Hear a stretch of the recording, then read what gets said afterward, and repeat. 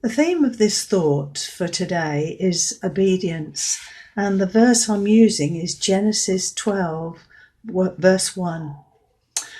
One of my favourite characters in the Bible is Abraham.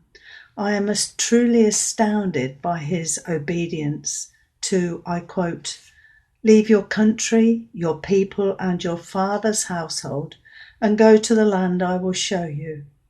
And Abram went, not knowing where he was going. And the Bible tells us Abraham was 75 years old, and I find that very encouraging and a great challenge in that verse. There's been a lot over these last 6 months that we have had to be obedient to, rules to be followed to prevent spread of COVID-19. As we have seen, they've not always been obeyed, and there is always consequences for that.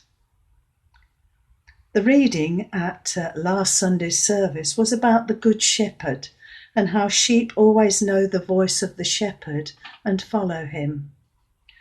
I visited Sacrawell Farm some years ago, and we were taken to a field in which there was a flock of sheep, all different breeds, and the shepherd led us up to the gate.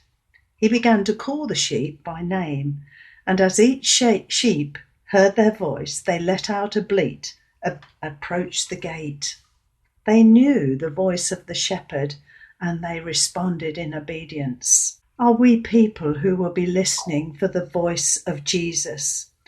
And when he speaks, will we hear, and will we be obedient to that voice and follow wherever he may lead us? Some years ago, God spoke to me and asked me to go to Peru to visit one of the missionaries that we supported as a church. It was not possible at that time, but 7 years later, I found myself at Heathrow Airport on my way to Peru. How naive I was. I was travelling alone. I spoke no Spanish, but God knew that. And he introduced me to a missionary returning from furlough, and she went with me all the way. It took us 5 days, and many hurdles had to be overcome. God called. I was obedient to that call, and he provided for me. Our God is faithful, always.